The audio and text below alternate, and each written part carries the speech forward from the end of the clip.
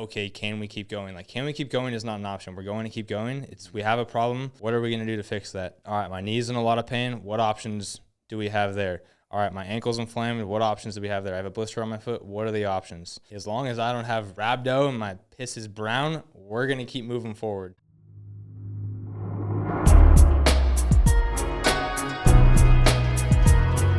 All right, dude, 375 miles in 10 days. It's like the definition of choose hard. So as soon as you said you were actually going to do it, obviously I mentioned I got to have you on the podcast. But before we get into you running across the entire state of Arizona to raise money for cancer, which is even better, driving in an RV, hopping out, hobbling your way until you run. I mean, it is wild, bro. I want to dig into all of it. But first, just tell everybody who you are, for those who don't know you, why you're here, what you do, who you are. Right on. So my name is Deaton. From Montana. I live in Arizona now, and I have an online fitness and nutrition coaching company called the Lean and Lethal Project, which is how I came to be initially connected with you. A lot of that stemmed from played sports my whole life growing up, and then wanted to go into physical therapy. Figured out that wasn't the route for me, and kind of lost myself because it's like you lose that structure with team sports, the accountability, the purpose, all of that. So started to figure out how to lift, what nutrition actually needed to look like. Started to improve my physique, improve my life overall, listening to Andy Frisella's MFCEO project. That was kind of my first real experience or dive into entrepreneurship, like figuring out, wow, I can actually run my own business, and then just started to grow from there and figure things out one piece at a time. What made you not, I can't believe I've never asked you this. What made you not continue physical therapy? Like, why not go that route? I did some job shadowing, and I feel like everyone thinks you're working with athletes and with sports teams, and then you figure out it's sitting in the back of a dark hospital with a bunch of old people that don't even want to be there, and we're forced to go by their doctor, and you're helping them pop balloons and whatnot. And I'm like, I can't do this all day. And I think too, like, obviously I know a lot of physical therapy people, like that is their life. And then I know a small amount who they do work with athletes. Mm-hmm. But I think it's that, like, are you willing to do blank for an extended period of time to potentially, because it's not even a guarantee, do that, you know? And if your passion doesn't line up with it, it's not worth it, sure. You know? So we were talking months ago when you decided to do this, and it's hilarious to me because I remember when it was the idea. In my mind, I'm like, I mean, that's wild, bro. Obviously, I encourage you. I was like, yeah, dude, totally, you should do that. But part of me did not think you were going to. Are you the type of person that has that too, where you have to talk yourself into it for a little bit, or were you just, fuck it, okay, I'm going to do it, and you just... No, I knew that I could do it right off the bat, and it's like, what evidence do you have to support that? And at that point, I think the most I ever ran was 30 miles just in the middle of the night based off of a bet with a buddy. So I think a lot of people would look at that and say, I have no evidence that I could do that. But the biggest thing I've learned with all the endurance sports, starting with a half marathon for me, it's all just mental. Yeah. Like, yeah, you can train to make the recovery easier. If you want to be able to push faster or something in a 5K, like, you got to train to be able to do it. But in terms of just covering distance like that, it's just how much discomfort can you embrace for an extended period of time. And I knew that whatever that was, I was willing to handle it. And now the training for it, I had a vast plan that did not go according to plan. Like, all sorts of stuff happened. 6 weeks out, I got another thing of melanoma I had to cut off, so I had stitches, couldn't train at all for 2 weeks. And then I hurt myself in a 50-mile ultra that was 2 weeks before I was supposed to start this. So then I didn't run at all in those last 2 weeks. So the 6 weeks leading up to this, I think I maybe ran 3 times. One of those resulted in an injury. So it's like anybody would look at my Strava or Garmin and be like, there's no way this kid is ready. You're going to be able to complete this. So backtrack a little bit, because you mentioned melanoma. This is kind of where the cancer thing came from, right? So, like, explain what happened. Because I want to say you were coaching with us years ago, and I remember Brandon telling me about it. And then I invited you to one of our seminars here, I think. Yep. What was that situation like? I think it started to spin into more skin cancer or something? Like, fill us in on that. So I got moles and whatnot all over my body, and I've had to go to dermatologists and get skin checks once a year my entire life, and they just look at everything, measure different moles, see if anything news came up, and I've had stuff that they just shave off right there. Sometimes they'll cut it off and stitch it up in the dermatologist's office, no big deal. But this one, it was, first off, it was melanoma. It wasn't like one of the other ones where there's just higher risk. Like, this was the actual highest risk skin cancer you can get out there. And it was deep enough to a point where this time I had to go check into like the whole cancer center down in Phoenix, and they did lymph node biopsies, like a whole surgery where they put me under, and I had tons of staples in my back. I got a pretty big scar from that, and that was being 24 years old at the time, checking into a cancer center, and you look around and everyone's hanging on to life by a thread. Like, that rocked my world at that time, and I was training for a Ironman 70.3. I was 3 or 4 weeks out from it, so that sucked. I had to can that. Wasn't able to compete in that, and then 16 weeks of like no training or doing anything physical after that. Luckily, all the lymph node tests, they got all the melanoma out, so I was clear after that. But I mean, now I got to go every 3 months instead of every year to do skin checks because high risk of it coming back. But they did genetic testing, all of that. I've had lots of family members that have had cancer. Like, grandma had ovarian, breast, skin, like multiple types. Jeez. And that took her out. My mom had ovarian cancer this last year. She's clear from that, thank God. But it's definitely been a huge part of our whole family, and hence the reason I wanted to make that the mission with it. This is probably a dumb question, but there's got to be at least one listener who is on the same wavelength. I just don't know much about skin cancer. Melanoma, is that one type of skin cancer, or is that what's inside that becomes cancer? Like, why is it called melanoma, or is that just the That's the term? name of the highest risk form of skin cancer. I think there's 3 different forms of skin cancer. Melanoma is most likely to spread the quickest, most likely to essentially take over your body, and the most deadly form of skin cancer. And it can become other cancers. Melanoma is the top of the top. That's the worst that it gets. But like when somebody, like when they say cancer spreads, so like somebody will have cancer spread to their lungs or their melanoma, that's the starting cancer, and then it can spread as well.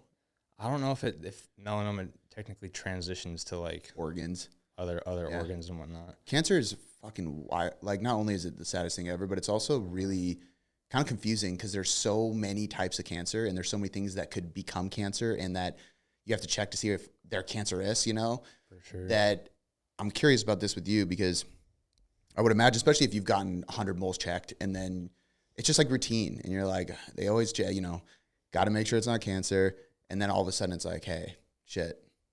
I could tell too, because like, it's usually they do the biopsy at the dermatologist office, and then 2 weeks go by, and they call you, and they're like, nope, you're clear, or hey, you need to come in. We need to take a little bit more off to make sure we got it all. This time when she called, like, the tone in her voice was like completely different, and like instantly I knew that it wasn't like all the other times.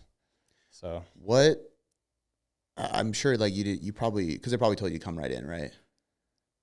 No, I didn't come right back in, but they said we need to schedule the appointment at the cancer center right away. So you, I was trying to negotiate a little bit. I'm like, got this Ironman in like 3 weeks. Like, is it really gonna make that big of a difference? Like waiting 3 weeks versus like next week.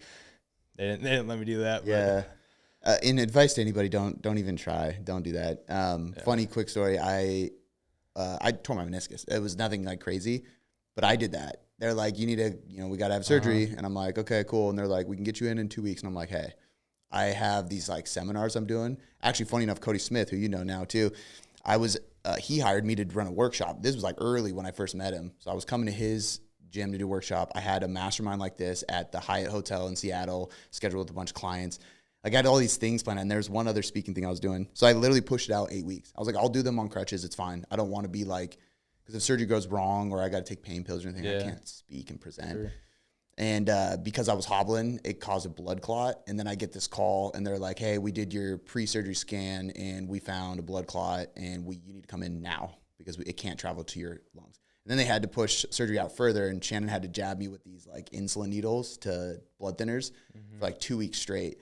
And I was pretty lean at the time, so like only place was my like little area love handles. And so she's just jabbing me every day, all because I was like, let's just push it out. Yep. Yeah, but it was a meniscus. They're like, I guess, yeah, whatever. It's not cancer, Anyway, don't do that.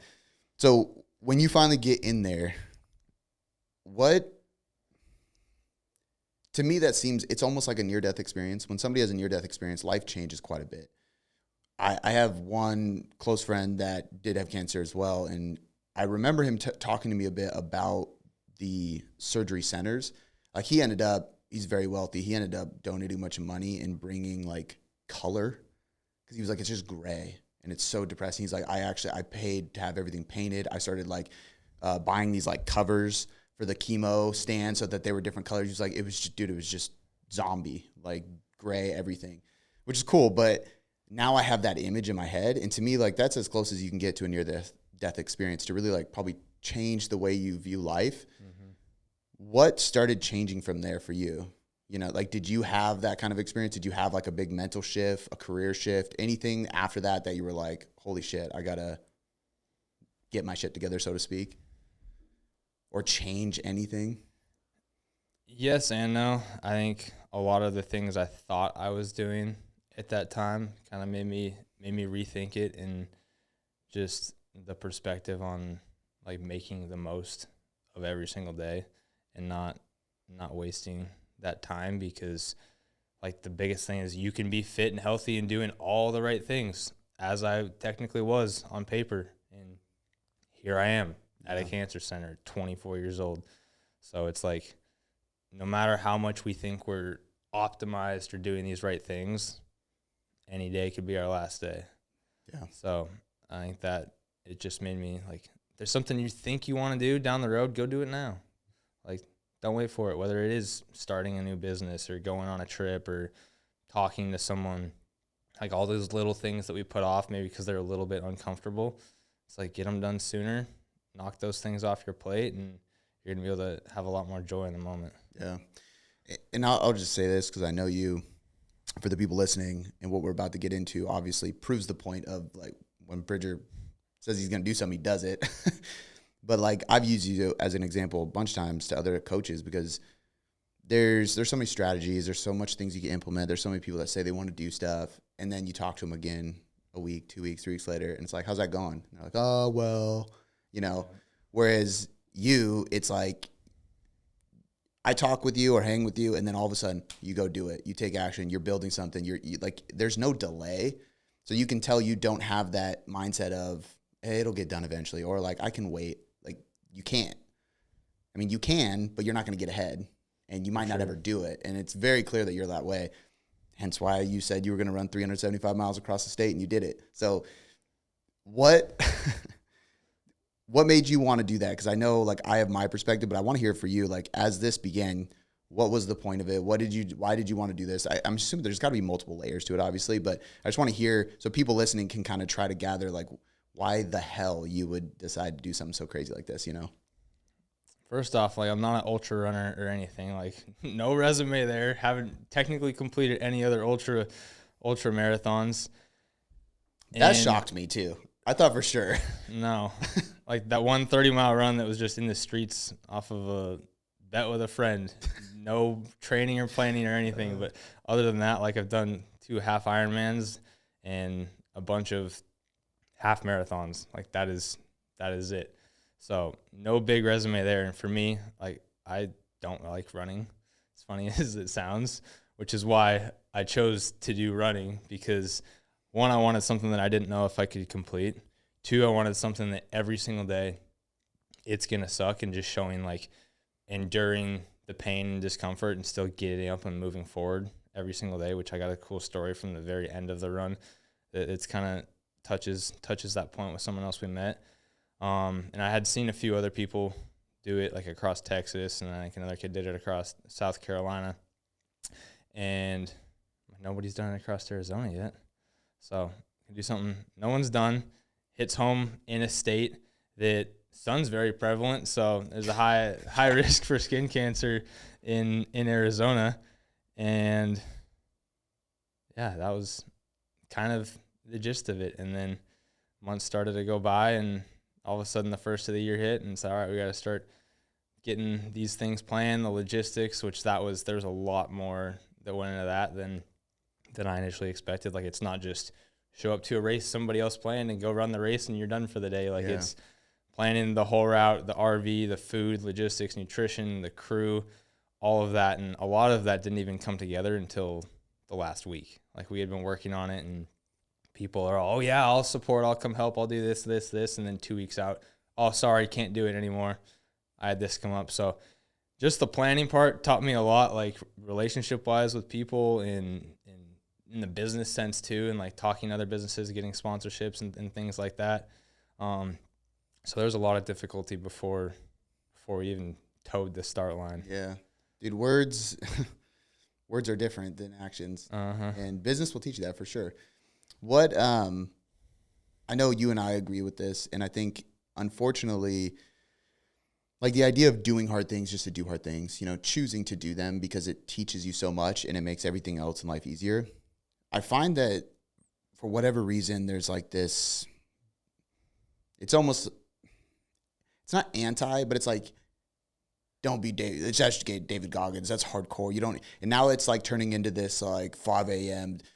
People who talk about self-discipline, and it's starting to piss me off a little bit because I'm like, I understand that it's not just discipline for everything. I understand there's some people that are kind of corny, but also there's so many people who lack this that really do need to change. It's not just rah-rah motivation, I would love to just hear how this stuff helps you because, one, you just did one of the hardest fucking things I could possibly think of. There's no way in hell I'd do that. But you did it without the type of experience, right? You went through skin cancer. You figured all that out. You're not that old. You're 26, 27? I turned 26 at the end of the month. Dude, like that's right now. To be able to do all these things, you moved to a different state because you're not even from Arizona. You're from Montana. Mm-hmm. So you moved by yourself, right? Yep. Like you definitely just jump in and choose to get uncomfortable. Why is that so important for the people listening, for your clients, for all those kind of people? It changes your perspective first and foremost on life. One, like on the simplest level, like you just learn what you're capable of because a lot of people, we don't even realize, like there's so many people when I've been doing this, like, man, I couldn't even run a mile. I'm like, yeah, you could. You could go run a marathon tomorrow if you wanted to. But it's all up here. That's what's that's what's limiting you. And like doing something to this caliber, you learn how powerful the mind is, and you learn how to manipulate that in those certain situations to make it easier. Because at any point during the run, if you start to focus on the negative thing or get angry or get pissed off, you have a blister on your foot, then it is just a negative spiral from there, and all the pain elevates and grows, and then you're unable to move forward. But if in all those moments when everything hurts, everything quote unquote sucks, and like you're not having fun, you can find something to be grateful for. And whether that is the trees, the view, the people you're with, just making a joke in the moment. And that allows you to focus on those things that give you more power to continue to just move forward. And then like this week running across the state was almost like multiple years of life in terms of like highs and lows. Cause it's like, you're always going to have the high points coming. You can look at it in terms of like a spring. Like if you're traveling down the spring, it's like you hit a low point, you keep moving down the spring, and then you hit a high point. It's just like a continuous evolution. I think so many people get caught up in that low point and they think they're just going to be on that bottom forever, and then they stop moving forward. They stop taking action, and then that forces the pain in that movement in that moment to grow. Versus if they were to just keep moving forward, dude, the next day could be the best day of your life. So it's like just choosing to embrace the hard things and go through uncomfortable times is the only thing that's going to allow you to appreciate those good times and keep moving forward. I like that spring analogy. Something I actually have a slide on it for tomorrow, but I saw it from a pastor. He was talking about a very similar thing with like HRV. He was like, life is like a heartbeat. Before every high peak, there's a low. He was like, but a lot of times that low is it's not that low compared to the high. And then a lot of people, this is what really was cool to me, is he goes, that low, people go, that's the devil trying to get me. And then the high, they're like, God save me. It's like, no, that's God training you so that God can bring you up here. And it's like, if you look at each low, not as why is this happening to me or the devil is challenging me, it's God training you and it's you getting better so that you can have that peak, completely changes the narrative of the situation. Easier said than done for some people, but still, like, very similar to the spring. Even like with the 50-mile ultra that I DNF'd 2 weeks before because I injured my knee and quit at mile 22. Like, Explain DNF for people listening. Did not finish. Okay. So if you don't hit the time cutoff or don't get to the mileage, you get a DNF. But mile 22 out of 50, quote unquote, quit or DNF the race because my knee was just in so much pain. And at the time, I'm like, I don't know how I'm going to run 375 miles in 2 weeks when I couldn't even finish 50 here. And it's funny because once I finished the run across Arizona, there's so many people that told me the same thing. They're like, yeah, after I saw you did that, I thought there was no way you're gonna make it across the state. But after I looked at it now, looking back, having that experience and experiencing a pain so great where like I thought I tore something in my knee in that Sedona race, I could hardly walk in so much pain. And then 3 days later, felt completely fine. That was just like you talked about. That was the low point where God was training me to withstand the pain and understand that that was only temporary and that I would be fine 3 days later, so that in the run across the state, when I had that exact same pain, I knew that I could keep going, and 2 days later, the next day, I would be fine. Versus if I didn't have that experience, probably would have had that same pain day 1, 2, and be like, done, I can't do it. I think something's torn. But because I had that experience, I'm like, I can be in the worst pain ever, hardly able to walk, and I can keep going. And the next day I can feel completely fine. Yeah. Are there certain things that, and I know this is probably different for everybody, but are there certain things that you do go to in order to distract yourself from the pain? Because you mentioned, like, as soon as you feel this, if you start thinking more about it, it actually just increases your sensitivity to it, right? Mm-hmm. Are there certain things that you try to pull your mind to or that you would do during the race to, like, distract yourself from it? One thing, I think I heard about it from Tony Robbins in one of his seminars first. Like, I did one of his online seminars with a buddy during COVID, so we're sitting in my living room for 10 hours a day watching it, and he's doing all this, all right, scream, jump up and down, and I'm like, what is all this hoorah stuff? Like, this is ridiculous. And, like, he has a big thing about smiling, because once you smile and you flex those muscles in your face, like, it changes the chemicals and the hormones in your brain. So that was one thing that anytime I felt bad about myself or something started to hurt, I'm just walking down a road in the middle of nowhere, I just started smiling as big as I could. And that it works now. Like, I believe in it 100%. Right. I just put the biggest smile on my face, and I just start, like, yelling and hollering, just probably look like a crazy dude out in the middle of nowhere in Arizona. But that stuff works. Yeah. Like, picturing you do that is hilarious, dude. I believe in it now so much. And, like, there was the first 3 days I had people running with me, and then the next 4 days after that, I was by myself every day, and then I had people on the end. And having people around you makes such a big difference, but it has to be the right people, because those people could say one thing, and then that just puts you into a negative spiral, or they could start to be negative because they're in pain, and then you just feed off of that energy and feel that drag yourself down. So I could definitely tell day to day, like, depending on who is with me. There's some people where I'm like, let's go, I want them back, and then some people I'm like, probably wouldn't be the best to run with them again. But smiling, yelling, and then two, it was just like I'd leapfrog the RV, so the RV would go 2 to 5 miles ahead. I'd run to that and then try to get nutrition in, and then keep repeating that. So it was never, man, I have 325 miles left. It was like, I got 2 miles left. I got 2 miles left. I got 2 miles left. Yeah. Yeah, that's super smart. Yeah, dude, your environment is so crazy. Like, I remember I've only done a half marathon, but, like, I remember training for it, and there would be, like, sometimes the solo 8 or 9, 10 mile runs were, like, the hardest thing. And then when I did the half, Cody was with me, and he's run ultras and stuff. and we ran at a 8-some pace. I mean, like I Googled what would be crushing it if you're for your first marathon as a male in his 30s, and it said if you get under 2 hours, you crushed it. And we got like an hour 40, and Cody was shocked. That's awesome. But we talked the whole time, and then I had towards the end, I had my phone in my like chest pack, just playing worship music, and we were just talking and running, passing people, and I just didn't even think twice about it. It was easier than some of the practice runs, but it was the only time actually until that point, I think there was only one other time I ran with somebody. It's like wild when you're by yourself, but it's also good. Game changer. I'm sure like you running by yourself in the in the desert, part of that is what gives you the best outcomes from that, from a mental perspective, being able to do that.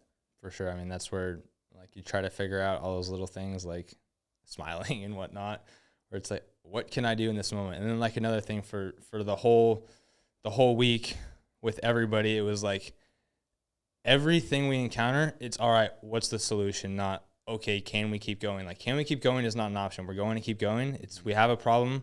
What are we going to do to fix that? All right, my knee's in a lot of pain. What options do we have there? All right, my ankle's inflamed. What options do we have there? I have a blister on my foot. What are the options? It's never, man, I don't know if we should keep going or not. I'm like, as long as I don't have rhabdo and my piss is brown, we're going to keep moving forward. Yeah. I think having that mindset from the start too is huge. Compare that to Sedona and already going into that, I'm like, okay, if I start to feel bad, am I going to call it because I know I have Arizona in 2 weeks?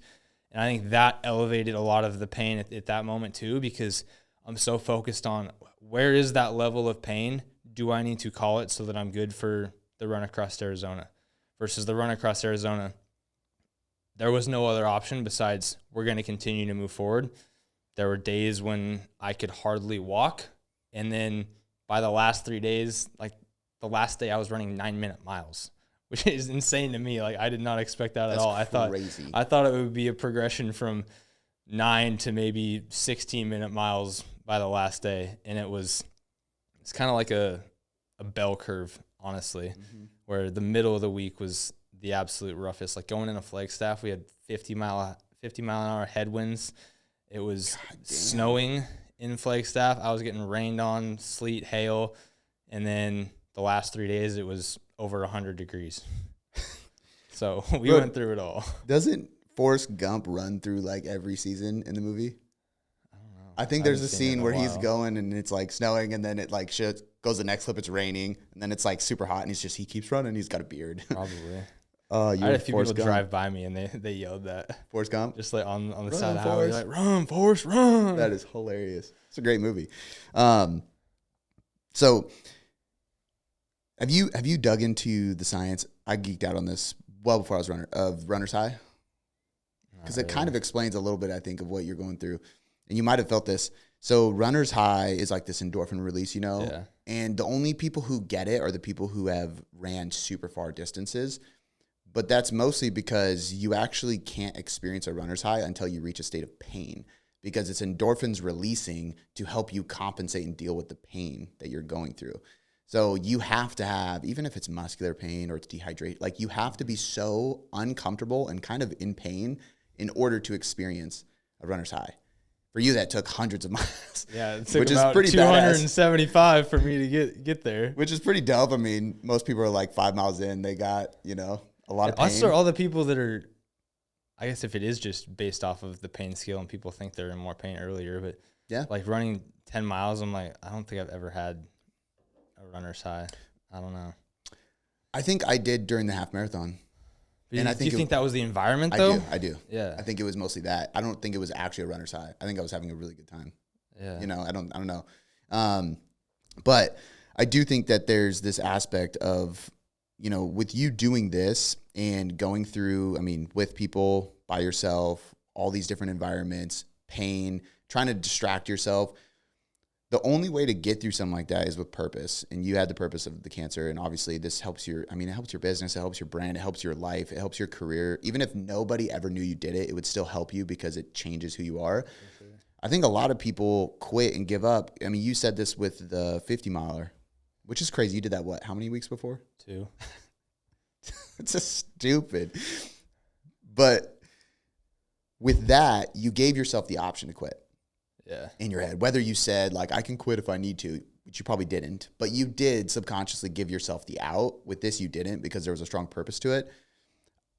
And I'd love to get your opinion on this, because you coach people just like me, man. But I feel like a lot of people give themselves an out, and they don't create a strong enough purpose to what they're doing, either because what they're chasing is just, it doesn't matter to them, or they haven't figured out how it actually helps them in life. Like, most people would look at running across the state and go, how is that going to help me? You and I can look at it and name off a countless list of reasons why this makes me a better man for the rest of my life. Does that make sense? For sure. I think a lot of that's the fear of failure too. Like, even going into it initially, we planned on 8 days, 50 miles a day. How did I come up with those numbers? I couldn't tell you. I was like, yeah, Saturday sounds good. Like, about a week. Yeah. How many miles is that going to take a day? 50? Yeah, I could probably do that. Couldn't finish 150 miler. I'm going to do 50 in a day. That was picked before I even did the Sedona 50. But, I mean, day one, we were cut off by daylight. I think I got like 47 miles or something. Like, all right, we'll start a little earlier tomorrow. We'll get 50 miles. And then I think we got 40 the next day. And then it was like, all right, let's just stick with 40. And at that point, there's another point where technically we failed based off of getting across the state in 8 days. But the mission, we weren't trying to hit some time or something. It was just make it across the state in one jaunt without quitting.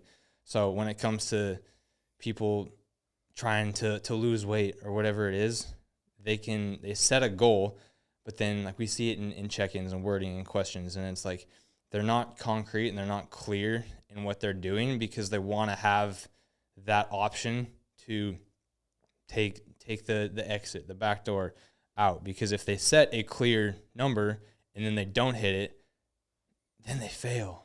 And what happens if I fail? Then I suck and I'm not a good man and all this other stuff, and it just starts to become that negative spiral. But one of the guys on my team, he said it, he's like, dude, even if you're not hitting 50 miles a day, it's like you shoot for the moon and you're landing amongst the stars. So it's like, set that goal, and if you need to adjust it, you can, but don't ever give yourself the option of quitting or stopping. Yeah. Like, forward motion is the only option, no matter what it is. Maybe you don't hit the same timeline. Maybe you don't hit the same numbers every single day you're trying to hit, but you're going to be far better off than if you never attempted at all. And if I was so worried on, man, I really don't know logistically if I can hit these numbers, that could have kept me from ever starting it. Yeah. So I think a lot of the don't think, just do mentality that I have with a lot of stuff. Like, there's so many people throwing all these what ifs out, like, ahead of time. They're like, well, what if this? What if that? And I'm like, I don't know. We'll figure it out as we go. Yeah.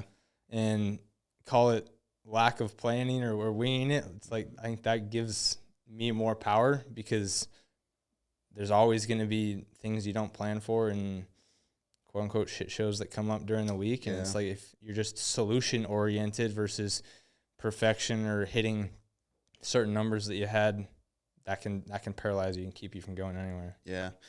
Dude, it's imperfect action is so much more important than trying to formulate the perfect plan. And even if you fail, whether that's like you didn't hit the time, but you still finished the mission, or it's like I don't know, you trip and break your leg, right? Quitting, you don't learn anything. You just have regret. Failure, you can learn from it, you know? So even if you fail trying, it's better than just not trying or quitting, because you just can't take anything from that besides regret, which sucks, you know? There's a quote I love. It's, I don't even know if it's a quote. It's like a Pinterest thing. Fear is what if, faith is even if. And it's like, even if I don't make it, even if I fail, even if I break my leg, even if something crazy happens, even if I don't make it in the right time, like even if I'm going to be this person, but what if just puts you in paralysis by analysis? You're just stuck, you know? And a lot of people live in that. I love that, dude. So I want to know about the nutrition, because I know there's people also listen to this. They're like, how the fuck did you get through that from a fuel perspective? Especially as like, there's a lot of coaches that listen to this too. What was your game plan, and then what actually happened? I knew that I thought about putting together a full, like, detailed plan of what foods I'm eating before, but the more people I talked to, I talked to Adam, we ran across Utah, and he's like, there's really no point. Like, you're literally just trying to eat as much as you can. And the first 4 days, like, you think the running's the hard part. eating food was the hardest part of that.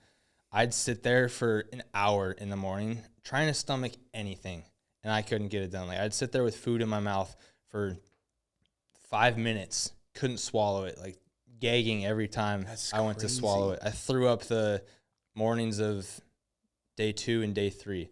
I threw up just because food sounded absolutely disgusting. And we had everything you could think of, because that was what I knew going into them. I know nothing's going to sound good, so I want every option for carbs and fuel. We had gels, gummy worms, Nerds clusters, muffins, bagels, croissants, dried fruit, like everything that you could think of. Like, it's a little kid's dream in that RV, just all the candy and whatnot in there. And couldn't stomach a thing. Like, both times I threw up, it was literally just stomach acid, no food. And I lost 15 pounds over the course of the 10 days. But, like, what was the strategy? It was literally just try to stomach as many carbs as possible. So every time we stopped at the RV, I'm trying to get at least 200, 300 calories in every 2 to 3 miles.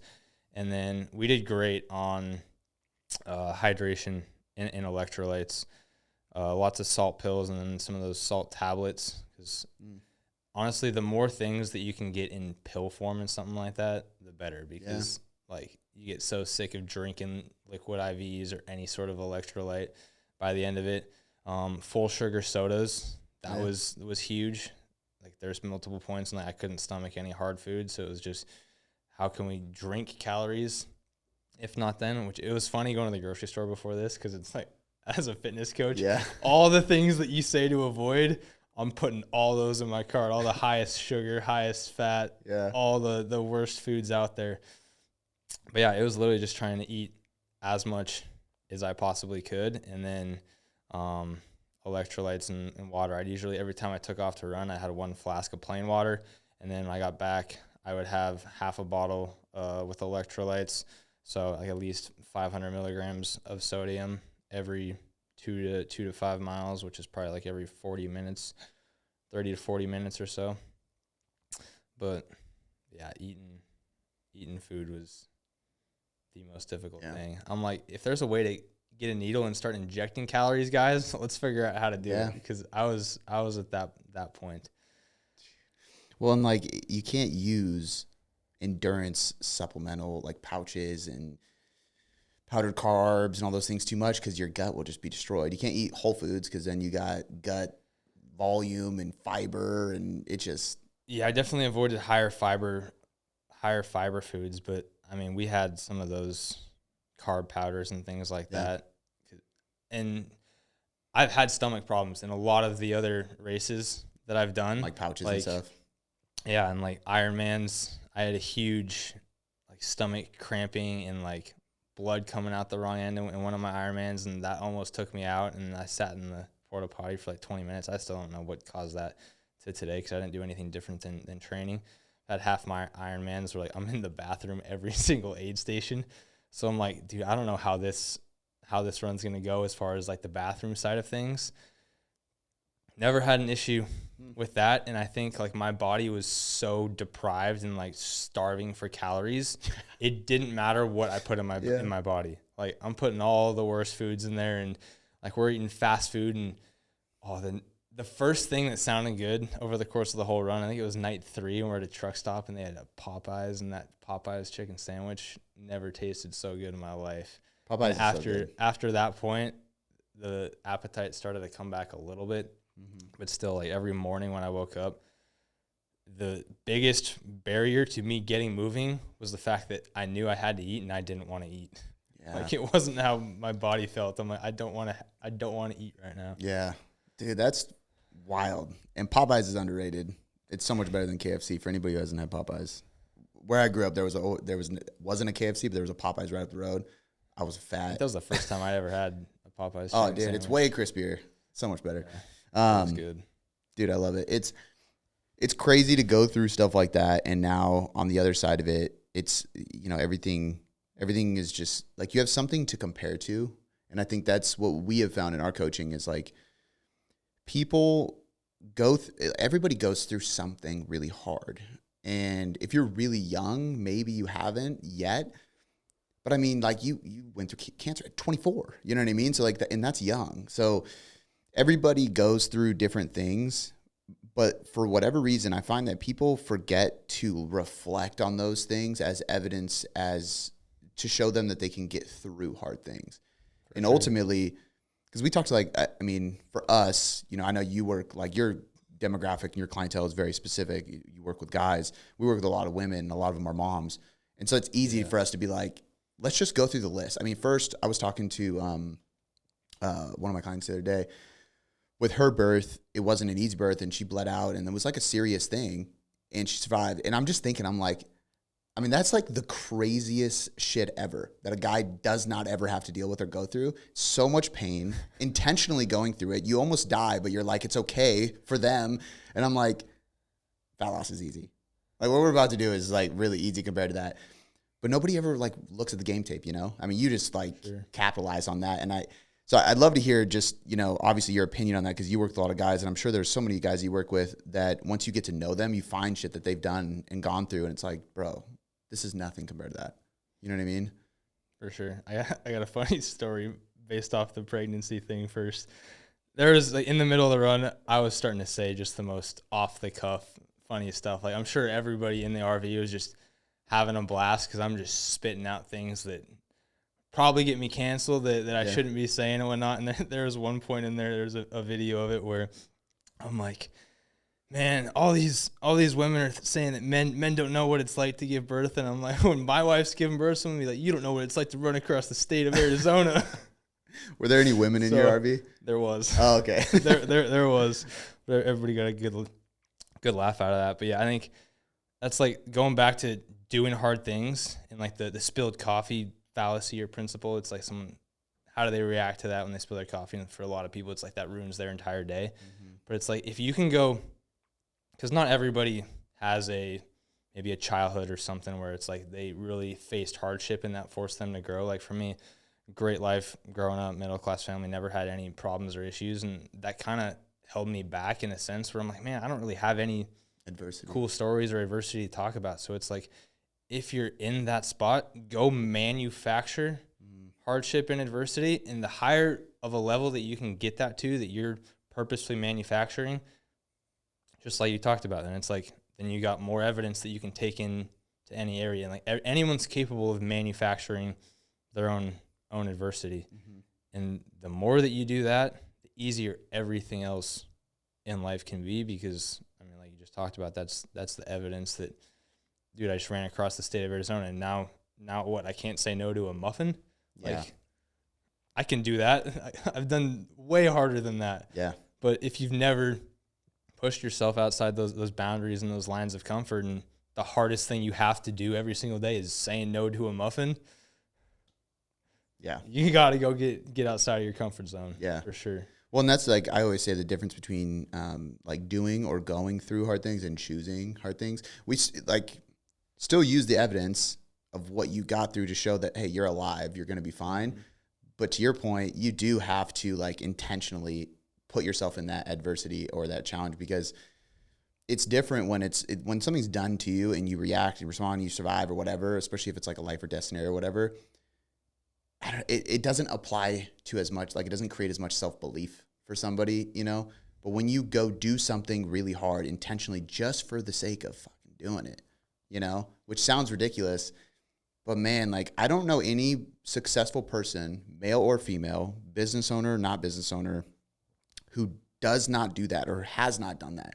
Just intentionally done something fucking hard just because it's hard and they have to prove to themselves, not anybody else, you know? And like that is, I mean, one, it's missing in the world today. It's definitely missing in America. I think one thing for sure is people need to go talk to people outside of the country sometimes.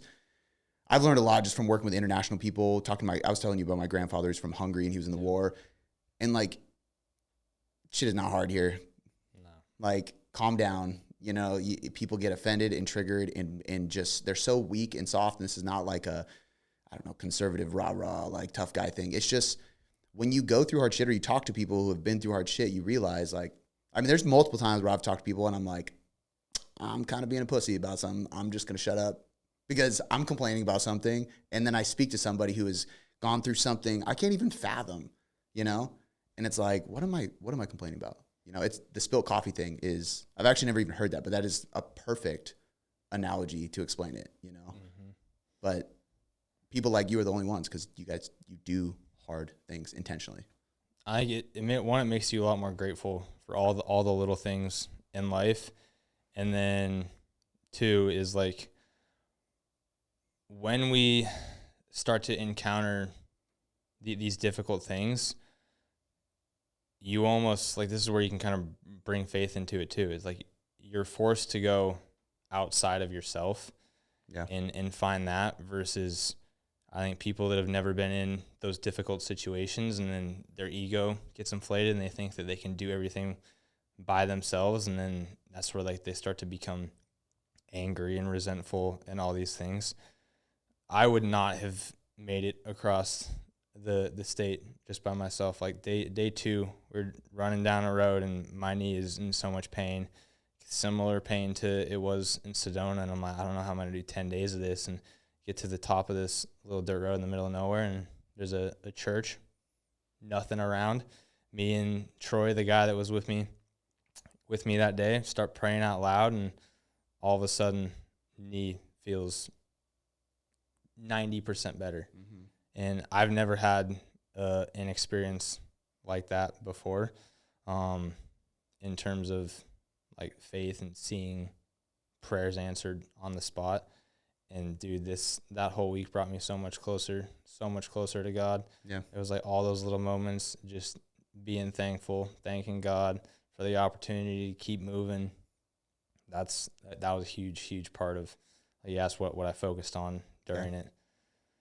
I think this is two things that I think people need to do in order to get closer to God are, one, it's suffering.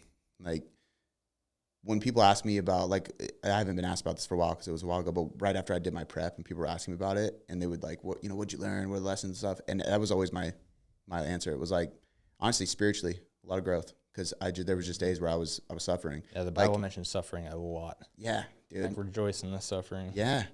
And then the second thing is the out loud part. Praying out loud is so different. And I was actually going to ask you if there were moments while you were running, especially if you were by yourself, that you just started talking out loud. I think that there's less encounters with the Spirit today than there was years ago. I mean, part of that comes from comfort, and there is 100% no suffering. Yeah. There's no suffering. There's no need. Exactly. Yeah. And the other part of it is, I think people more openly just spoke to God. Like, if you're alone, it's not embarrassing to just talk out loud. And if you're constantly in front of a screen, on a camera, in your car, with people, at work, like, your people are afraid to do it, which is also sucks, because praying out loud with other people is actually very powerful. But I know that when I've talked to God out loud, there is a presence that's different when I'm by myself. And I always think, like, maybe back in the day, that had a lot to do with it, is people weren't afraid to just openly speak to God because they knew they were talking to him, you know? Were there points where you were just talking? Oh, for sure. Every single day. Yeah. Whether I was with other people or by myself, like, because it gets to a point, it's like there's nothing else I can do right now. Yeah. But talk to God and ask for help and healing and strength, and thank him for the world around me and the ability to keep moving, and the people I encountered along the way. I encountered some characters, but some good people as well. Like, there's we're making like a 45-minute documentary on it, so I'm very curious to watch it, because it's like half the week I feel like just blew by, and I didn't even realize what happened. So It's going to be eye-opening for me to watch that. But yeah, I was every single day talking to God, for sure, and out loud too. It's like I could kind of tell when I'm just like saying it in my head, and then you don't really mean it, and you're not really focused on it, and then you're saying it in your head half, but then you're like focusing on how much your knee hurts, and then not really getting anywhere. That was part of too. It's like when I talked about earlier, like the smiling, like yelling, and like talking out loud. Mm-hmm. Like I think you just believe in what you're saying so much more. Yeah. The more power you put behind it, and out loud you say it. Well, and I think even if you are talking to God, when you're keeping it in, you're talking to yourself. Yeah. So there's a different level of conviction when you say it out loud, because you do feel as though you are speaking to somebody else, because you're speaking out loud to somebody, to God. When you're speaking to yourself internally, it's like this dialogue of, can you hear me? Or is it just me in here? Like whether you realize it or not. All right, dude. So as we kind of wrap this up, because we're coming on time, I know that you just mentioned again, you met some characters, and you said something at the beginning about a story or somebody you met at the end, or I think it was more relative to the cancer side of things. So I just want to be able to kind of close that loop before we start to make the outro. First in Flagstaff, my crew guy that was driving the RV, he had a buddy stop and come in and talk to us, and his sister had passed from cancer like 3 days before he met us. So that was one. And then there was another guy that just stopped on the side of the road. He was riding his bike when it was like 100 degrees out, and stopped, said hi, saw what we were doing, kept riding, came back, and then kind of told us his story. I'm like, dude, like it's 104 degrees and you're just riding your bike around, and you came like another 5 miles back here to talk to us and tell us your story. And once again, family member affected by cancer. And then the last day, finished the run in Bullhead City, and we go to IHOP across the street for a little dinner before we head home. Nobody in the restaurant, we're the only ones there, and I think there was one server, and we get done with our meal, and we're cashing out, and she comes up and tells us her story, and she's been battling cancer for, I think it was like the last 10 years, and she would go to chemo every day and then come work a full shift at IHOP every single day after. She couldn't even hold up more than, I think it was like 5 pounds. She had to bring one plate out at a time. And she's like, all I want to show people is that, like, you just got to keep moving forward and have trust in the Lord, and pray every single day. And that was just like the biggest full circle moment. It's like we could have gone any restaurant, had any server, and the one server we have is coming out of a fight with cancer. Like, going, like, no, doesn't sound like she has any real support system. Like, she was, I don't know, probably 60s maybe, goes to chemo in the morning, comes and works a full shift serving at IHOP, and does that every single day. It's crazy. It hit the heartstrings a little bit at the end, but then it was like, that's why I just did what I did. And then we get home the next day, and we hit our donation goal of $15,000, which we'll be donating to several families. But all along the way, there's just like little people that just got dropped in at certain moments, and oftentimes like people would show up when I was hurting the most, and it would be like, hey, here's my story, so-and-so, we saw the back of your RV, so-and-so died from cancer, and it just like revitalized me and just like brought everything back up to the surface and filled me with energy again. Yeah, I feel like I'm still trying to process the whole last week too. It was so recent. We just finished Monday night. Yeah, for people listening, this literally just happened this week. Like, I was, yeah, dude, that's so good. It's God puts people in your pathway for a reason, you know. Sometimes he puts people in your pathway so that he can remove them, because it teaches you who isn't supposed to be there. And then in other situations like this, there's no way that's a mistake. That's by design, you know. And I think that it's so important for people to hear that, because even like I shared something about my daughter's kidney surgery and like all that we went through, and we kept that to ourselves for a while because my wife didn't want to make it public. But the amount of people have reached out to me who are struggling with their kids going through stuff, some of them kidney related, some of them other issues, heart issues, like, and they commented on seeing how I was able to handle it, helped them get the reminder they needed. And it's like, man, that's what this kind of stuff is about. And I feel like as a coach, that's our responsibility is to share those things. Because one, you're a coach. I mean, not every coach listening, you don't have to run all the way across the state, but you have to do hard things. You have to be physically fit. You got to show up at the part. And it's important for us to share our personal stories, because that's what helps people get through theirs, you know, because if you can do it, they can do it. And that's like the whole point. But kudos to you for that, man. It's such a powerful thing. I love seeing it. It's super, super cool. I'm really, really grateful to be able to have you on the podcast so quickly afterwards. Like the first podcast you do after that is awesome because I know you're going to do a bunch more after this, man. And for everybody listening, where can they find you, your website, your Instagram, podcast, all that kind of stuff, coaching, just so we can put all that in there. That way people can reach out for podcast stuff or coaching or anything like that. Instagram, Bridger Deaton PT. That's where I'm most active on there. You can go back and see a lot of the stuff from the runs too. And then I have the Lean and Lethal podcast, and then leanandlethalproject.com is our coaching website. Love it. Dude, I'll put all that in the show notes for people to reach out and hit you up and follow you. Bro, thank you for coming out here to be here with me in person. Happy to be here. And for doing the podcast, dude. Right on. Thank you.